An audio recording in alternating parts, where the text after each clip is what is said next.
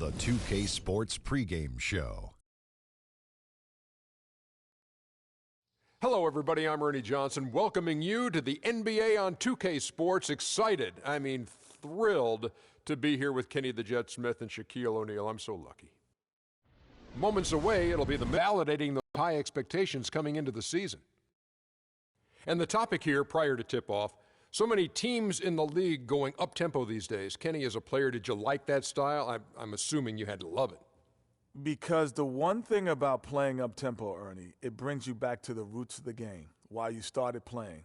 If you ever go to a pickup game, you ever go to a park game, no one's stopping play and calling plays. They're going up and down. The big fella Shaq, when he first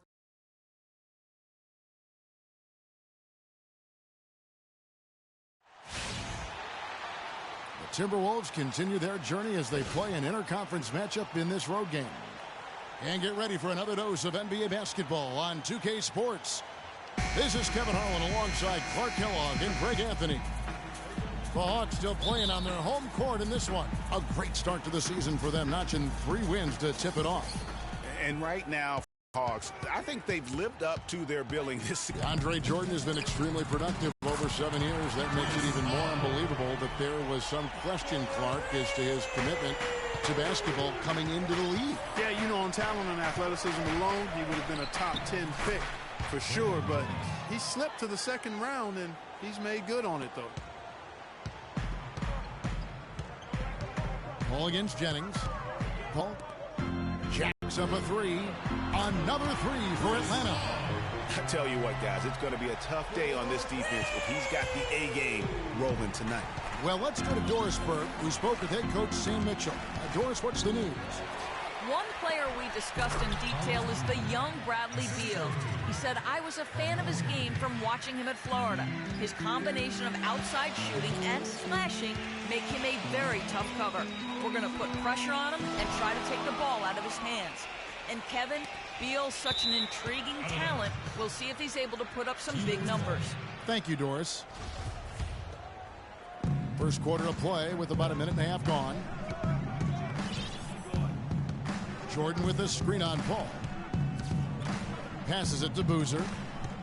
From 17 feet out, can't hit. Atlanta's gone 2 of 2 from three-point range here in the first quarter. And finished off by Beal.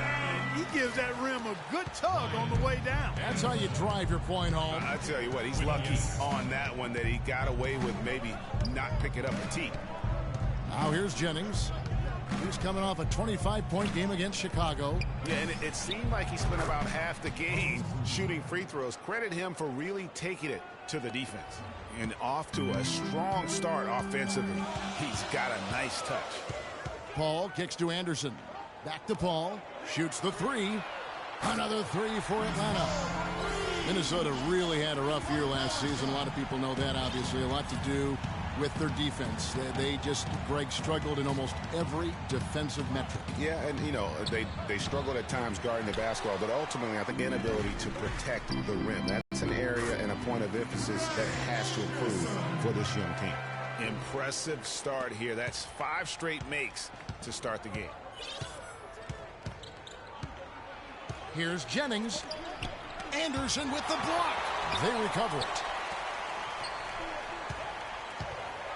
Outside Jennings. Shot clock at 6.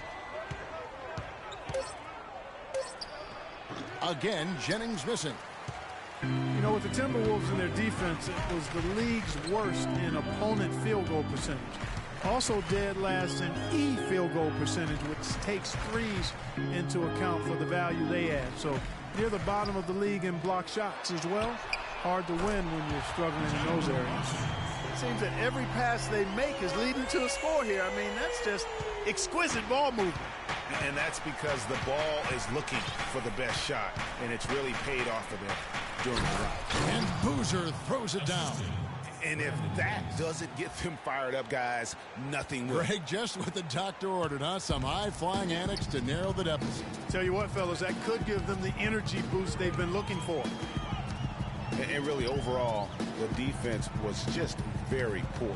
The defensive field goal percentage at the rim worst in the league last season, and you don't have to block them all, but you need to do a better job of challenging shots, something the Wolves are going to have to work on. The Minnesota Timberwolves come into this one following the loss to the Bulls in Chicago.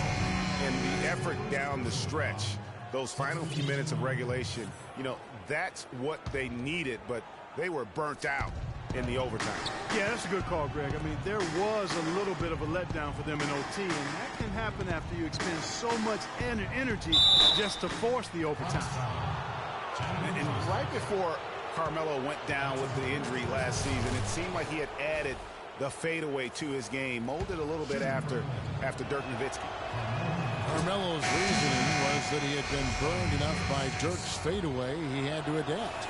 That's a great fadeaway to borrow from, for sure. I mean, Melo already has a mid-range game, terrific mid-range game, and this shot makes that even deadlier. Mike Scott's checked in for the Hawks. Augustine comes in for Parsons. Nice shot by Lynn. They're getting a bunch of their points outside of the paint. 3 of their last 5 buckets are from three-point range. The defense is just not closing out quick enough. Here's Cole. 9 points last game out. D'Alembert with the screen on Augustine. D'Alembert passes to Len. Pass break here. Here come the Hawks. Williams is running. He muscles it in through the contact, and they call the foul. He's on his way to the free throw line. And their offense already in a flow. Some stellar shooting to jump out to this lead. Quality looks they're getting, and they're capitalizing on them, guys. They have to be happy with this start offensively. And some stats here, guys. The scoring breakdown for the Hawks. Well, I'll tell you what, they must have had a good shoot-around because they've been fantastic from long range so far, fellas. And also another aspect of their game that's been super so far tonight is how they've been sharing the basketball. Harris misses. Atlanta leading by 10. Williams dishes to Scott. The Hawks working the ball around. Spates kicks to Lynn. And again, it's Atlanta. They're allowing a sky-high field goal percentage. That won't get it. Not at all, Clark. You rarely see a team surrender points this easily. They have got to do better. That's good. Harris has got his first basket.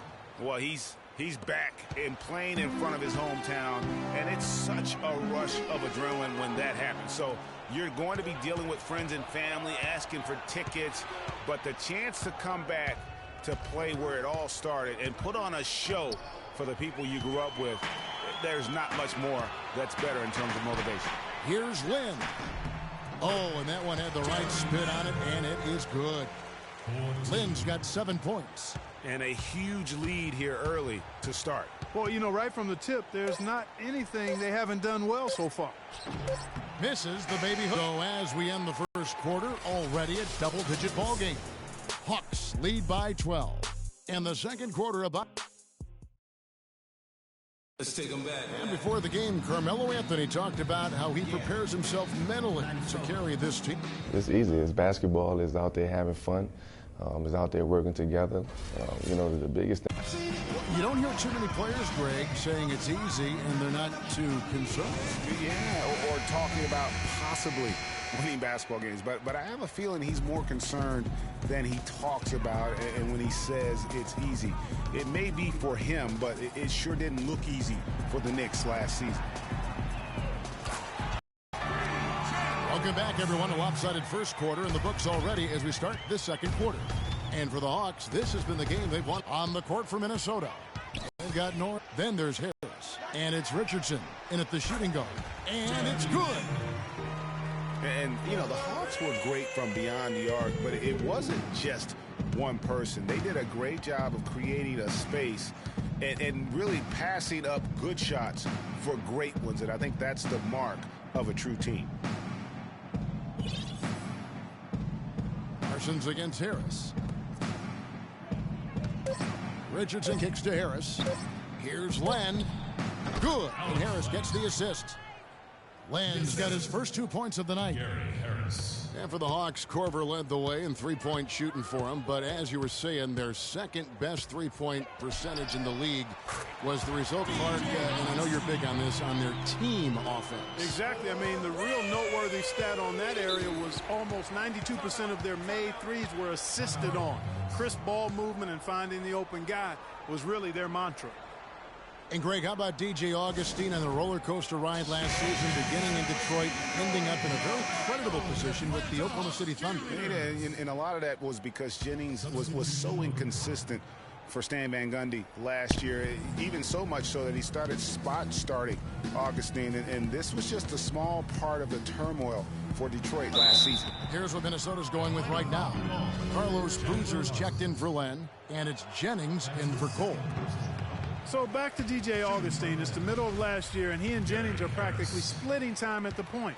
Then Jennings goes down with an Achilles injury, and it looks like Augustine will take over full-time duty.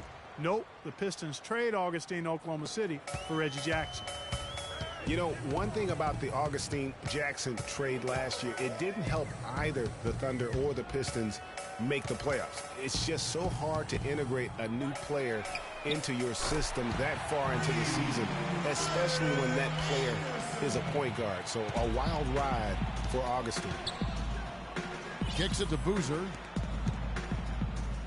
The jump hook, and once again off the mark by Minnesota. Atlanta leading by 19. There's Beal with the three. Another three for Atlanta.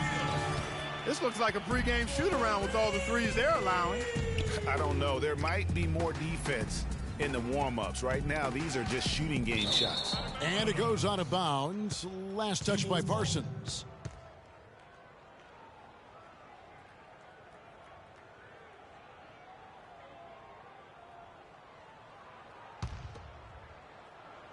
And here in the second quarter of action with a hair under 2.5 minutes played so far. Jennings against Paul. Down to 5 on the shot clock. Fires for 3. And there's Jennings. That's good on the assist from Carlos Boozer. Jennings has got 5. And they're just raining threes on both ends. Boy, I love the answer. You come at me with the 3, I'm coming right back with my own triple. Anderson kicks to Paul. Three-pointer. Another 3 for Atlanta. That's a dozen straight points coming off the triple. Yeah, Greg, you know, they're having free reign from beyond the arc. The defense is just not there. Jennings passes to Jordan. And Harris wide open. He shoots. And another 3 for Minnesota. Shooting much better here in the second quarter. Yes, very, very impressed with how much more alive they look here to get back in. Williams is checked in for Bradley Beal. And a change for the Timberwolves. Anthony's checked in. Here is Paul. He had a 15-point outing in their last game against Washington. And also give him credit for his ability to pass the basketball. He was always looking for the open man. Parsons on the wing. Here's Marjanovic. Paul for 3. But they recover it. On the wing, Williams.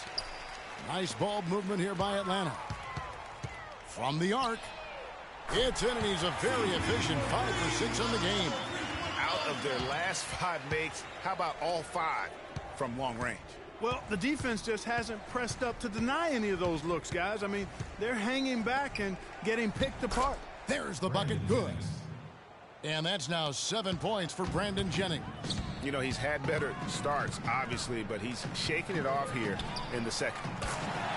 You look back last year, and the Hawks were incredible at home last season. Not a bad way to help unveil that beautiful statue of Dominique Wilkins in front of the stadium. Yeah, I mean, and so much went right for the Hawks. And adding that statue up neat was the cherry on top. Very classy move from that organization. Back-to-back threes for him.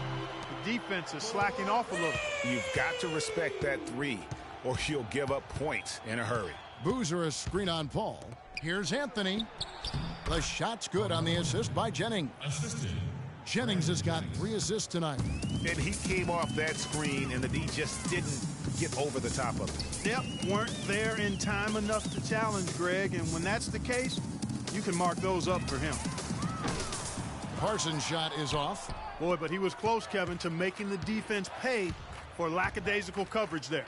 Yeah, you may not be as lucky next time down if you're the defense. You cannot allow him to get those kinds of looks. And how's that for a move? The killer crossover. That's a thing of beauty. Here's what Minnesota's going with right now. Samuel Dallenberg, who's checked in for Jordan. Len comes in for Carlos Boozer. And Cole subbed in for Brandon Jennings. They're going back to the three-point shot over and over and over. And they may have found the Achilles heel of this defense. That was their 9th straight point from beyond the arc. Tipped away. Now the Hawks moving it the other way. Nobody near Williams. Another three for Atlanta. The defense is far too slow to close out on those three-point attempts. And those triples, they sure do add up quickly, don't they? I mean, they've got to make some kind of adjustment here. Anthony in the corner. Out of bounds, Atlanta will take possession. I tell you what, he clearly had a brain freeze on that one. You might just as well keep going straight to the bench. Right, he's checked in for Atlanta. 3 seconds separate the shot clock and game clock. Lynn kicks to Spates. Spates sets a screen. And it's a defensive 3-second violation. The Hawks have gone 1 for 1, making their previous attempt at the line. And so he hits the technical free throw.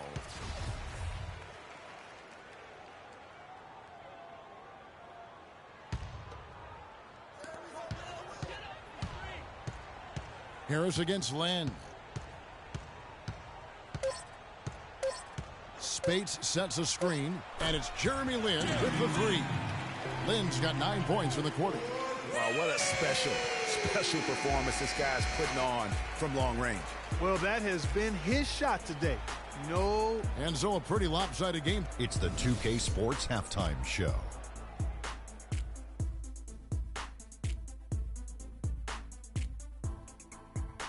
Welcome back, everybody. It's the 2K Sports Halftime Show. Ernie Johnson along with Kenny the Jet Smith and Shaquille O'Neal. Chris Paul has been the story in this one. He had 18 points, 2 assists, and 1. That does it for halftime as the game is just about set to get going again.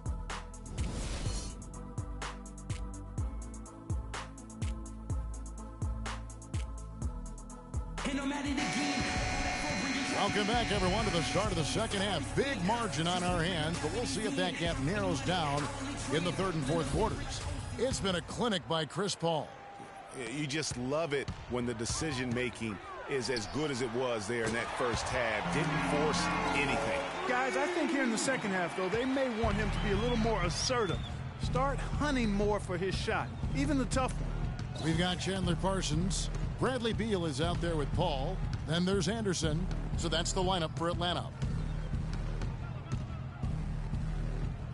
Jennings against Paul. Down to 5 on the shot clock. Here's Boozer. And he didn't get quite enough under that one. You know, for Carlos Boozer, last year was a bit peculiar. I mean, after being a key player for several playoff teams throughout his career, he landed on the Lakers where the playoffs were nowhere in sight. Tough environment for a veteran to succeed in. Another pass put right into the shooter's pocket, right in the shooting pocket for a terrific assist. They've done a lot of that today. And it's something we haven't seen much of at the opposite end of the floor. Nothing but money for them to start the half. They've made all 3 of their shot attempts. Timberwolves shooting it really well, 54% from the floor. And getting back to Boozer, last year he was claimed off amnesty waivers by the Lakers. Now, Los Angeles paid $3.25 million of his salary, while the Bulls paid the remaining $13.5 million of his salary. And getting away from the contract, you know, he actually had a decent year. Shot over 50% from the field, strong rebounds per minute average. I mean, he's a professional. He went in and did his job. Outside Jennings. Outside Anthony. Jordan the screen. Anthony dishes to Jordan. Can they get it? And he makes it look easy, dunking it hard with one hand. Carmelo Anthony showing you his passing skill there. Paul kicks to Anderson. A 3-ball. And a great assist by Paul as that one goes in. Paul's got 4 assists in the game. Timberwolves have gone 1 of 3 since starting the second half. Beal against Richardson. He feeds it to Jordan. Here's Jennings. Terrific assist. A nice finish. Solid play all around. Man, can you always depend on him or what? to lead you to the right place with that pass. Money. On its way from Parsons for 2 and misses it off the right side of the rim. And you really thought that was going to be a gimme, but unable to convert. Yeah, and a little self-talk, angry self-talk for himself after that miss. It's Boozer missing. That's not a sight you see very often. I mean, he has a great feel for that jump shot, especially when he's open. Jennings against Paul. Parsons outside, and it's Beal in the corner. From deep three-point range, and the miss by Parsons. And sometimes we all just want to show people that we have the range. Yeah, you speaking from experience? We already know how good his range is. He shouldn't be firing from that deep. And that's how you make a steal count. Turn it into a quick slam at the other end. It was really a case, it looked like Greg Anthony right there, if I can say so. It was really a case of a great defensive play triggering some instant offense. Yeah, I remember GA as an irritant, and this guy, much like Greg, creating havoc out there. Parsons missing again. Here's Marjanovic, and there's the pass to Parsons. Parsons missing again. Not really his best quarter as far as scoring. Let's see if he can eventually get back on track. Inside, here's Anthony, and there's the slam dunk to finish it off. No doubt about it. He has done a ton to help his team, but he's going to have to do even more if they want to have a chance to get back in this one. Took him no time at all on that one. 15 points for Chandler Parsons. And you can just see his confidence is rising. Bucket after bucket from long range. And last season, really a tale of two halves for the Wolves. When Ricky Rubio returned from injury, they just looked so much more in sync as a team. And that one's good. 1:29 left to play here in the third. Anthony against Parsons. There's the triple. Beal pulls it in. A slight rebound advantage for them. One more column in their favor, and it's all adding up.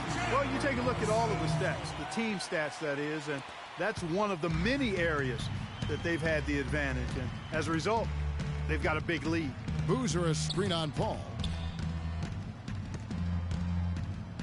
The drive by Jennings. Out to Anthony. He dishes it to Boozer. He's looking for Jordan and finds him. And putting in the work on the boards, and it's paying off with chances like that. And GA, he does put in the work. You're right. It's why he's on the finishing end of one putback slam after another. Well, his effort has never been a question mark. He is an incredibly self-motivated player. The three from Anderson. Another three for Atlanta. And they're getting their points now almost exclusively from the triple. 4 of their last 5 makes are from beyond the arc. And, Greg, it's hard for me to watch this. I mean, the defense practically giving them those shots. And Anthony gets double-teamed. 6-second difference between the shot and game clock. The defense there got away with a major lapse.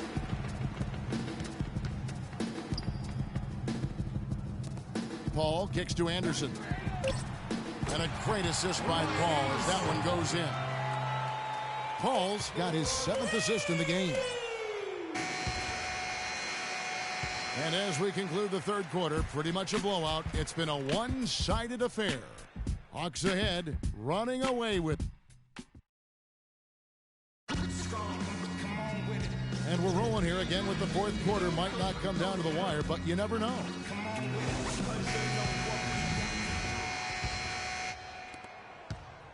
Timberwolves shooting 51% from the field. They'll take that. All fueled up and ready to go. Let's reset the lineups courtesy of Gatorade for the fourth quarter. On the court for Minnesota, Anderson is out there with Von. Then it's Norris Cole. Then there's Bellinelli. And it's Dallenberg in at the pivot spot, manning the middle. And a chance for just a second to check out the scoring breakdown for Atlanta. You know, with their fast break operating so efficiently, I mean, you can see why they've gone with it throughout the game. Yeah, and another thing, they've created a lot of turnovers, but they've also been able to convert when they've gotten out in transition. And for Noah Vonleh, last season came in as a heralded freshman out of Indiana. Some people thought he might crack the top 5 in the draft, but after some shaky late workouts, he fell all the way to 9. Here's Cole, guarded by Augustine.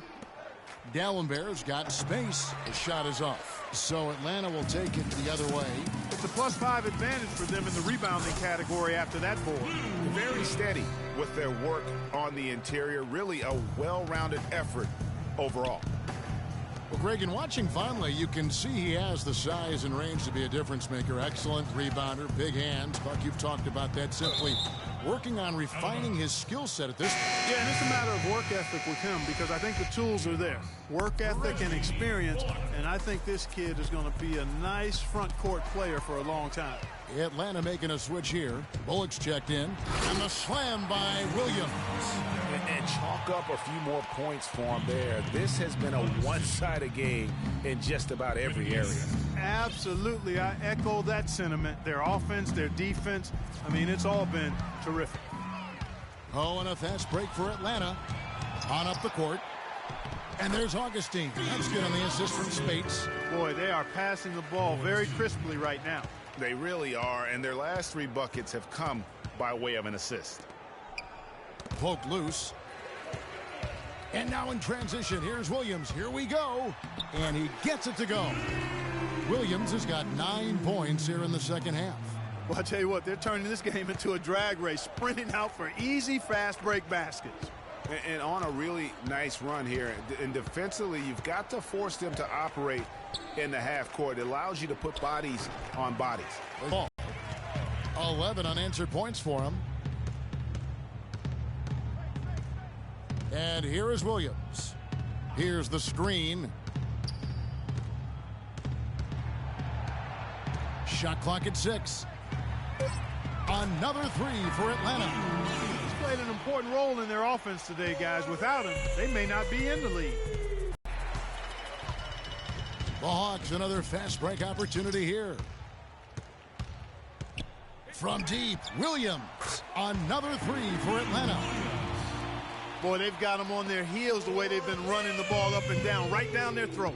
Yeah, some explosive plays we're seeing now in transition have really keyed this run. Dallenberg with a screen on Williams. Bellinelli passes to Dallenberg. Cole's shot is good. Well, he can give as good as he gets. Gamesmanship going on right here. You've seen it, Greg. You know exactly what's going on right there. He answers right back with that 3 of his own. And he gets it to go. Augustine's got 5 points in the quarter. It has been a 3-point barrage for them since halftime. Not sure if it's been by design or simply by accident, but either way, it has been impressive. Dallenberg with a screen on Williams, and Bellinelli kicks to Cole. Dallenberg, a great 1-2 punch. Beautiful pass and nasty jam. Kevin, I tell you what, when he gets to the rim like that, he's really hard to stop. Yeah, he can get up a few notches higher, there's no doubt. And that's how the game is played on the inside. You can play over the top. You've got a great advantage. Pass to Bellinelli. A minute 50 left in the fourth quarter. One-on-one fast break. Here's Augustine. Good. The nice assist for Williams. They just can't miss. Everything they put up, it seems, goes in. You know, sometimes you're the bug, and sometimes you're the windshield. They are certainly the bugs tonight. Nothing going their way. And I'm not even sure that I'd want to be the windshield. No, maybe the windshield wiper. Yeah, right. Yeah. And one team is just completely outclassing the other tonight. Spirited performance, and it really ignited what is turning out to be a monster win here for the Hawks. And they could do no wrong today, Steve. That's right. This was a team performing to its Clark fullest capability. Yeah, and a very satisfying win for them, too. A game to remember, and on the other side, definitely one you want to forget as soon as possible. And now, for the year, this is going to take them to 7 wins. And with the win approaching, they'll take the first game here of 2 that they'll play against this team. Nice to get that first one out of the way and set the tone. It sure is. It's just a two-gamer since they're in opposite conferences, and you can bet they'll take the same approach right into game 2 that they had tonight. And beyond the actual result of this game, fans are going to look back and see this was just a monstrous performance for Paul. He just looked like an orchestrator out there. His teammates kept running to the open spot, and he found them time and time again. 4 seconds separating the shot and game clocks. And Augustine kicks to Scott. Here's the 3. And again, DJ Augustine for 3. That one will seal the deal there. They've exploded here at the end. Boy, I love the serious killer instinct they've shown, finishing strong. And he gets it to go. You know, I think, Kevin, they took a bit of a chance there going to the double team, and that left another guy open out there. Outside Williams. From the arc. Count it. And just a terrific job of taking care of business in front of the home fans. And, Greg, those fans had a hand in the win. I mean, they gave this team a big lift throughout the game. I thought there was great energy in the building.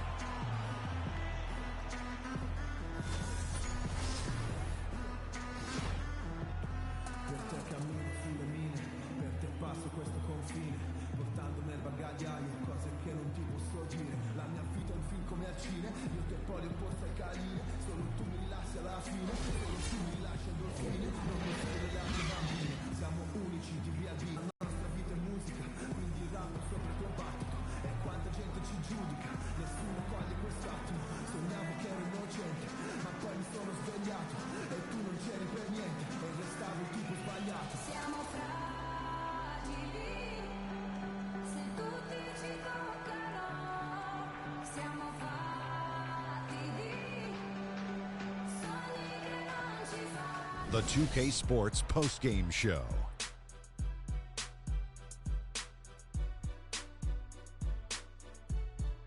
Thank you, Kevin. And now let's move on to the presentation of our Jordan Player of the Game, Chris Paul. I don't know if there's a fan base that loves their star more than this crowd. Wow. You get jealous, and he feeds off that support. Once they got behind him, he became unstoppable, man. He was dead on from the field tonight, guys. I'd call his performance economical because there was no wasted opportunities. And that'll do it for our broadcast tonight. Hope you enjoyed the show.